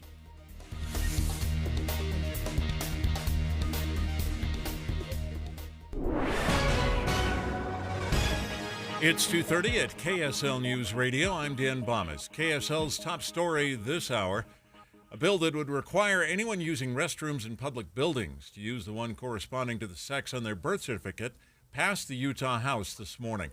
That was a disappointment to Sue Robbins of Equality Utah. So when you start to define us in law, both by what is male and female and by the transitions that we do, then you start to harm us because of someone else's behavior. The bill passed the House, now moves on to the Senate. Millard County deputies have arrested a man they say was driving over 100 miles an hour in a case of road rage involving his wife. He was booked into jail on suspicion of aggravated assault, reckless driving, and other charges. Deputies say they responded earlier this week to a report of a husband trying to ram his wife off the road, resulting in a collision that pushed both of them off a highway. No one, though, was seriously hurt. Our top national story this hour from ABC News: Alec Baldwin facing new charges of involuntary manslaughter over the shooting on his movie set in 2021. We have more from ABC's Jason Nathanson. A year to the day after it was announced Alec Baldwin would be facing involuntary manslaughter charges in the shooting death of Rust cinematographer Helena Hutchins, Baldwin has been recharged with the same crime. The initial charges were dropped by prosecutors in Santa Fe, New Mexico last year over concerns they couldn't make their case, but they always had the option to refile the charges as they were looking into new evidence. Now a grand jury has indicted Baldwin. His lawyers say they look forward to their day in court. And your money at this moment: the Dow Jones average closing trading today, 395 points up from where they began, and NASDAQ also up 255 points today. The S&P 500 up 58 points right now at the close of trading. And our KSL weather looks cloudy through the weekend. That's next. KSL News Time, 2:32. Here's a way to get breaking news updates anywhere you go. At the store or in a work meeting, you can get breaking news on your phone. You can quickly read it, swipe, or click for more. It's super discreet, super fast. That's the app for KSL News Radio. Have you heard about the huge clearance sale at Dave's Bernina in St. George and Provo? It's time to buy a better machine and get a Bernina. Up to 48 months, no interest on certain models. Huge January savings on Bernina's Special Edition 770QE and 570QE Cape machines that include a free embroidery module and free gifts. Purchase the L890 Serger and receive a free Bernina Studio cabinet, a $3,250 value. How about $2,400 worth of free gifts when you buy a Bernina B790 Pro model? A limited supply. These machines won't last. Dave's Bernina has incredible deals on school machine buybacks during the sale. Starting at $499, plus super deals on floor models and trade-ins. From everyday sewing tasks to artistic designs, count on Dave's Bernina. In business since 1960. 691 East St. George Boulevard and 2017 North 550 West in Provo. For the ones who get it done, the most important part is the one you need now. And the best partner is the one who can deliver. That's why millions of maintenance and repair pros trust Grainger, because we have professional-grade supplies for every industry, even hard-to-find products. And we have same-day pickup and next-day delivery on most orders. But most importantly, we have an unwavering commitment to help keep you up and running. Call, click Grainger.com, or just stop by. Grainger, for the ones who get it done. Jackson Hewitt has a plan to get your tax refund fast with a buck here, buck there. Here a buck, there a buck, everywhere a buck. You don't have to wait weeks for your tax refund. Get money sooner with a no-fee refund advance loan at Jackson Hewitt. On this loan, there's a money today guarantee. E-I-E-I-DO. Don't settle for chicken feed. Get fast bucks at Jackson Hewitt today. No-fee refund advance loans by Republic Bank offered to eligible clients. Money today guarantee if approved for a loan on a prepaid card. Details at jacksonhewitt.com. Traffic and weather together, brought to you by Sinclair's DinoPay app. Save up to 20 cents per gallon. Here's Michelle Rowe. Well, we have a couple of trouble spots. The first is going to be southbound I-15 going through Layton, where we had an earlier crash. It's now cleared just prior to 200 north in Kaysville. And then if you're making your way up Parley's Canyon, we have an oversized vehicle moving through the area. This is going between Kimball Junction, where you're seeing the delays, and that's headed east of Silver Summit, the Silver Summit area. Mr. Max buy one get one sale. Buy one suit for $299, get the second for $100. Any style, any occasion, free alterations, and 9 locations. Mr. Mac. I'm Michelle Rowe in the KSL Traffic Center. KSL weather, cloudy, highs in the mid-40s and a chance of rain Saturday and Sunday. And right now, partly cloudy, 50 degrees at KSL. I'm Dan Bomas from the KSL Common Spirit Health Studios. Listen online at kslnewsradio.com. We're Utah's news, traffic, and weather station. Inside Sources. Inside Sources. America's voice of reason. Boyd Matheson on Utah's home for elevated conversation. Inside Sources on KSL News Radio.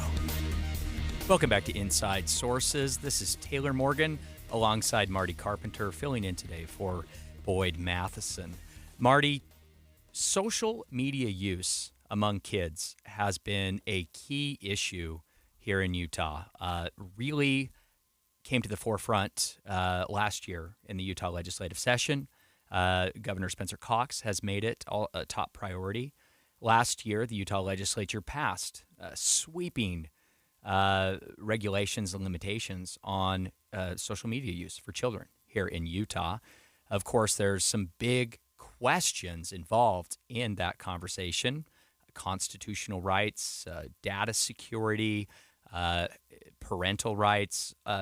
It has been an ongoing conversation. Utah really has led the nation in this and has prompted other states to take a serious look at regulating social media use among children, has prompted that conversation in Congress as well.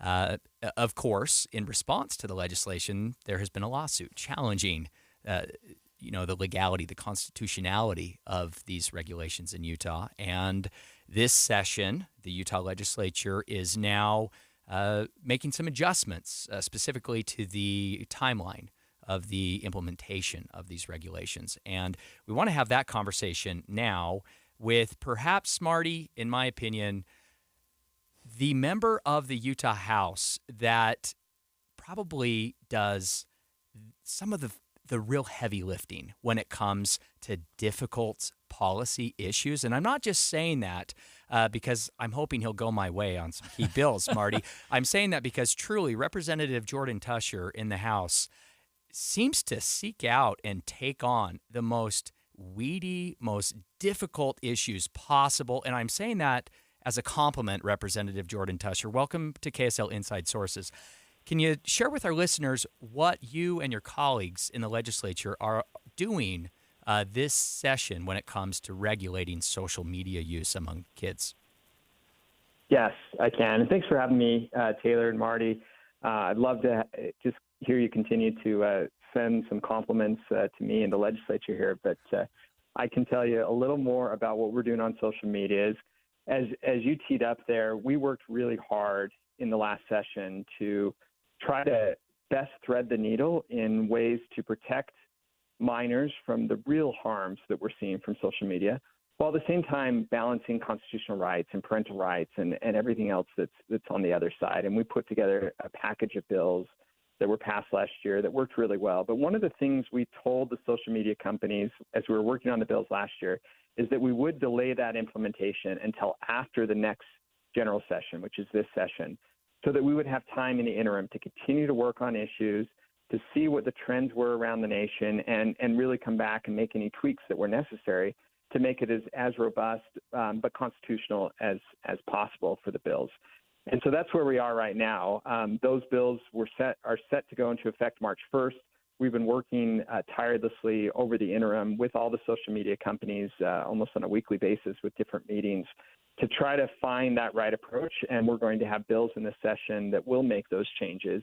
Today, we passed a bill that pushes out that deadline from March 1st to October 1st. That may not stand as we work through the rest of the session and have other bills that affect that. But based on some of the litigation that we've had, we had stipulated that we would push off that effective date so that the social media companies would know what is going to go into effect before the lawsuit moves forward. So it sounds like there's two elements here. One, you mentioned that you've been in discussions with the social media companies, the various companies, and two, that there's a lawsuit from them challenging certain things that now you're making adjustments to. For those of us who are not inside those inside the room where those discussions are happening or on the calls where those discussions are having, could you maybe categorize for us or describe for us the general approach that the social media platforms have taken in this? Do they realize that there's going to be some adjustment and they want to get the right adjustments? Are they digging in their heels? I wonder if you could just give us a description of what you're running up against.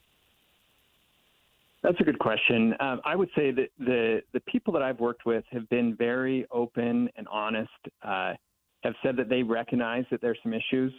They want to try to solve that. They don't want minors to be harmed on their sites, and are willing to come to a compromise. At the same time, while working with them, they came out and sued the state. So I think the right hand and the left hand aren't always talking to one another as we try to work towards a compromise.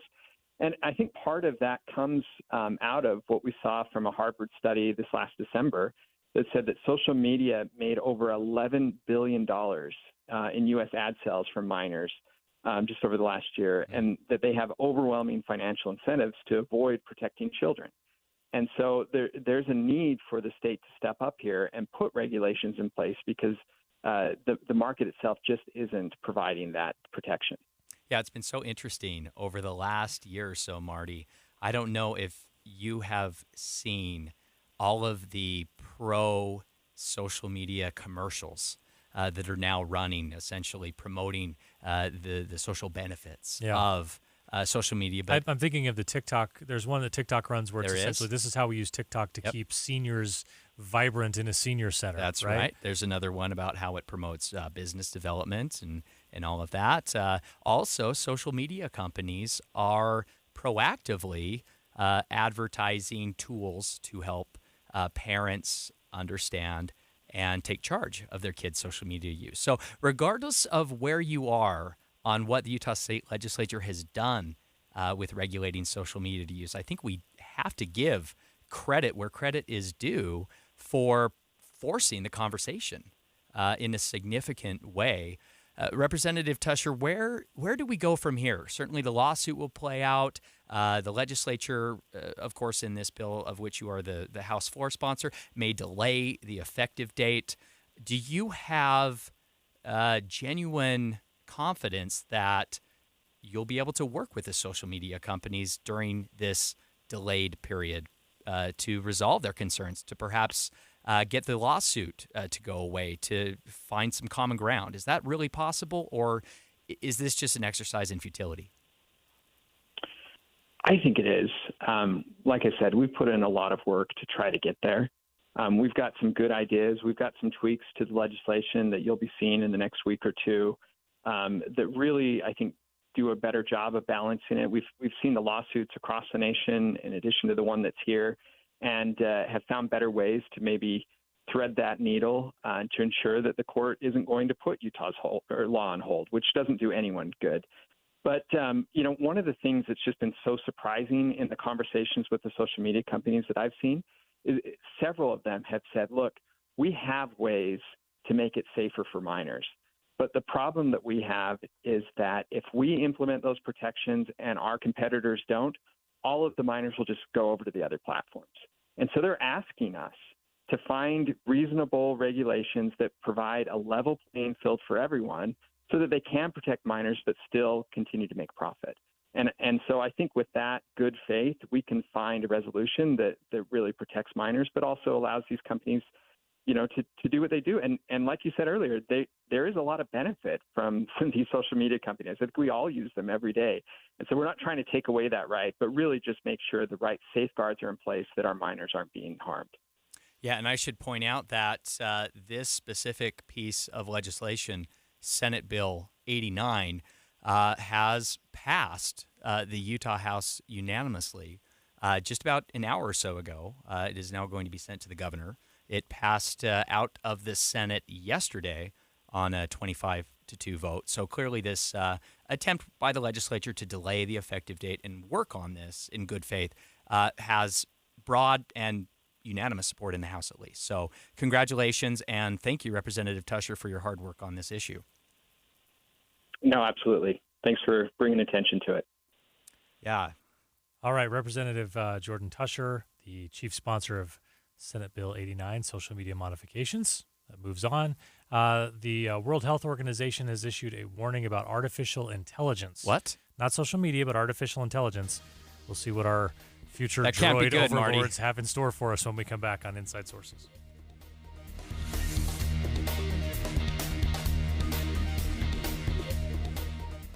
The Cougars tear into their first Big 12 conference games. Dawson Baker, the three-point maker. Saturday at 4, it's BYU, Texas Tech. BYU, Texas Tech. Pre-game coverage, Saturday at 3 on Utah's legacy home for the Big 12 and the BYU Cougars. KSL News Radio. Healthcare with human kindness is here. It's at Common Spirit Health. Hospitals, clinics, and caregivers all connected to advance healthcare in Colorado, Kansas, and Utah. Together, we have a common purpose, partnering with you in health and healing using powerful medicine, powerful technology, and the greatest power of all, human kindness. You'll know it when you see it, because human kindness is in every care site and in every caregiver. Common Spirit Health. Hello, human kindness.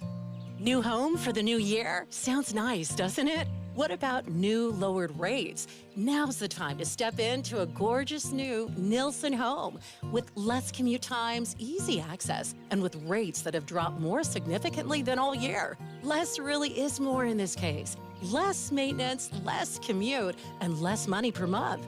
Move north with Nilsson Homes. Choose from beautiful townhomes to Rambler communities for all stages of life. Most of all, Nilsson Homes are move-in ready and close to what you love and enjoy with easy commutes. Nilsson Homes has been building across the Wasatch Front for over 45 years, accommodating all the things you need, combined with the things you love. Make sure to ask about end-of-year promotional savings. Experience your new home for the new year. Visit Nilsson Homes Communities at nilssonhomes.com. NILSON homes.com. That's nilssonhomes.com. The monster is coming, and it wants you and your family. And that's great news, really, because it's time for the Bear Lake Monster Winterfest, January 26th through the 28th. Winterfest is all about an incredible celebration of winter and all the fun it brings. So start Friday with Monster Winter Sports and Trails Day, a free event featuring fat tire bikes, snowshoes, snowmobiles, and tubes for the kids. Also a taste of Bear Lake. with local restaurants dishing up their tasty specialties. Then Saturday, it's the Monster 5K Walk and Run, a Monster Cisco Disco Tournament, chili cook-off, even a cardboard boat regatta, followed by the famous Monster Plunge. Come on, Bear Lake awaits. Visit BearLakeMonsterWinterfest.com for pre-registration times and locations. That's BearLakeMonsterWinterfest.com. Presented by Bear Lake Visitors Bureau and Bear Lake Chamber. Any Hour Services can help you make sure your furnace keeps you warm this winter. Whether you need a tune-up, a repair, or a second opinion about replacing it, call Any Hour Services or visit AnyHourServices.com. Two friends taking pictures of the rising full moon on a summer night. Two teenage kids doing what teenage kids do. When a stranger with a gun and a death wish changed everything. It was violent, it was senseless, and I will never understand it, I will never accept it. I'm Amy Donaldson, and unfortunately, we're all too familiar with stories about how violence shatters lives. But what we rarely see is how they are rebuilt. In a new podcast, The Letter, we relive tragedy, but only so we can hear the rest of the story. The struggle to reclaim lives, the realities of grief, and the possibilities of forgiveness. I believe in miracles. Sometimes I thought, there are no miracles. Yeah, there are, and this is a big one. Follow The Letter at theletterpodcast.com or wherever you get your podcasts. With the three things you need to know this hour, I'm Dan Bomas. First, the bill meant to require people to use restrooms corresponding to their sex at birth passed the Utah House this morning. Second, Utah's reservoirs are nearly full, but water managers say there's still a need to conserve water as we wait for spring runoff. Third, Alec Baldwin once again facing charges of involuntary manslaughter based on the death of a cinematographer on his movie set in New Mexico. 50 degrees, partly cloudy right now, and back to Inside Sources on KSL News Radio. Boyd Matheson divides rage from reason on Inside Sources. All right, welcome back to Inside Sources, our final segment of the show. Marty Carpenter and Taylor Morgan sitting in today for Boyd. We hope you have a wonderful weekend laid out ahead of you. We teased this a little bit as we wrapped up our last segment, Taylor, and that is artificial intelligence. Like, of all the buzzwords of 2023, AI really stepped to the forefront. And interestingly, in this, we're always trying to balance. Now, I think aligned with our discussion last segment on social media, when it comes to artificial intelligence, we're trying to not sort of have this new thing introduced, get totally addicted to it or adopt it into our lives, and then figure out how to regulate it a little bit. We're trying to be, it feels like there's more of an approach to be like, let's be cautious about how we adapt AI into our lives, right? Yeah, I think more and more of us are using AI to just make very basic things a little bit easier, whether it's ChatGPT, whether it's AI for design, for logos, for funny memes. I think the AI meme trend really took off this last year on social media. I'll tell you, if I had $1 for every college football related AI meme that came across my feed, Marty, I'd be a very, very rich person. But this is, I think, a different application or evolution of AI that I think all of us worry about. This is something, of course, that Hollywood has been warning us about, Marty, for a decade or two.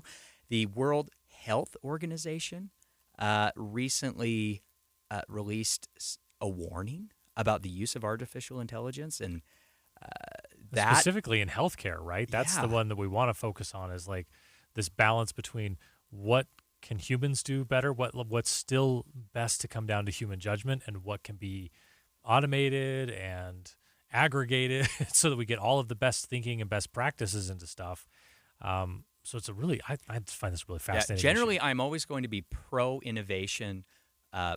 Anything that does improve the marketplace, especially with healthcare, Marty. Healthcare is, when it comes to, say, cancer treatments, AI is seen as potentially able to revolutionize the future of treating cancer. And boy, that would be huge. Yeah. But it does come with some risks, some pitfalls. Yeah. I mean, you see this in other applications when we talk about like self-driving cars. There's artificial intelligence and machine learning that goes into that. And you think, I don't know, I get that you can argue that a computer may be better at making split-second decisions. But I've been driving for like 30 years now, and I'm pretty decent at it too. And but you know, 30 years from now, I might be a little bit slower at it. So, you know, as technology gets to become more and more a part of our lives and starts making microsecond decisions for us, there's a lot that goes into that. Here's what the World Health Organization says. They say that governments should assess and approve advanced AI models intended for use in healthcare and medicine if the resources allow.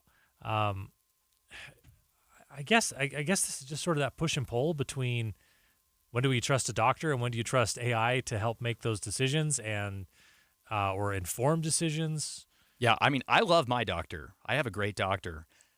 But I often hear friends and family complain about just the inaccessibility of doctors, of the healthcare system in general. And if AI can make healthcare, Marty, more responsive, more accessible, and I dare say less expensive, then maybe I'm all for it.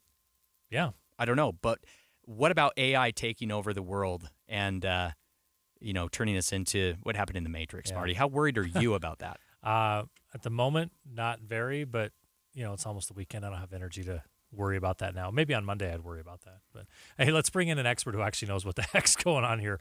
Carmen Pon from the is a global health reporter for Politico. Carmen, help us understand what's going on here. How does the World Health Organization issuing this brief of AI related to healthcare, how does it affect how AI is actually governed? Who will be policing the World Health Organization's recommendations? Hi, guys. Thank you so much for having me. So what the World Health Organization is trying to do is to issue recommendations. Obviously, they're not legally binding on any country. They are aiming to support countries, and particularly those low-income countries that, might not have the expertise, the resources to really look into how AI works, that might not have necessarily companies at home developing AI models, to really help them respond to things like ChatGPT, which, as you guys were saying, have taken off last year like nothing before them, the World Health Organization said. So they are trying to set up some principles by which governments should approach this, especially obviously when it comes to this being used in healthcare. So what they are suggesting is that there should be a regulator, an agency, maybe an existing one, maybe a new one, that basically would assess this model somewhat, similarly to how we do for medicines, for drugs, and for devices that are used in healthcare, to make sure that, that their benefits outweigh the risk, that they do help patients and that they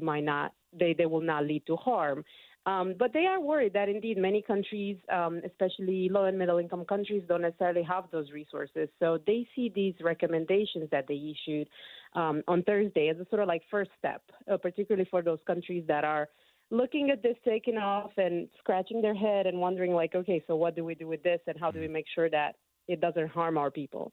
Yeah, we are speaking with Carmen Pon, global health reporter for Politico, and just walking through some of these recommendations from the World Health Organization when it comes to the ethical use of AI for health. Some of these key principles are protect autonomy, promote human well-being, human safety, and the public interest, ensure transparency, foster responsibility and accountability, ensure inclusiveness and equity, and promote AI that is responsive and sustainable.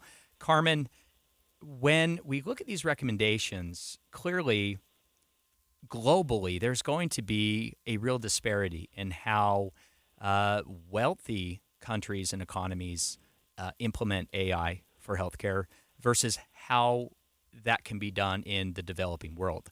What are some of the recommendations from the World Health Organization when it comes to developing AI in perhaps less affluent economies? Yes, they offer their support to countries who want to develop that expertise. They say that in many cases, lower income countries, middle income countries have to be involved in how an algorithm is developed. They have to understand what kind of data it was based on, because in many cases they say it might differ than in a rich country. Maybe the data that is used maybe taken from a rich country is not necessarily relevant for a poorer country, especially when it comes to healthcare, especially when it comes, for example, to the type of diseases people might have or to the type of pre-existing conditions or the health risk that they're exposed to. So they want lower income countries to start thinking about this, eventually reach out to the WHO if they need help, so they can get a grip on this before it, spreads or used widely and before people end up being harmed. And some of the things they say AI could help with in healthcare, since you were talking about it earlier, is, for example, clerical tasks, like instead of the doctor taking notes or inputting them in a computer when you go for a visit, which makes it longer. Maybe there would be a recording, and then based on AI, all that data will be inputted into the computer. And obviously you have to make sure that that's accurate and things like that. So that will cut the time that the doctor or a nurse spends on administrative tasks and, hopefully give them the opportunity to see more patients or to spend more time really talking to the patient and understanding what their health issues are. But they also want to make sure, for example, that if someone does get harmed, that there's a way to seek redress, just like we have for drugs, for devices. So there's so many things to consider, and they acknowledge that this is taking off so fast that it's really hard to keep up with. But they're trying to do their bit in helping countries figure this out. Yeah. Carmen, we're out of time. Thanks so much for your insight. Carmen Pon, the global health reporter for Politico. Taylor, that's all the time we got. Thanks so much. We made it great through the first show. week of the session. Boyd Matheson will be back next week here on KSL Inside Sources.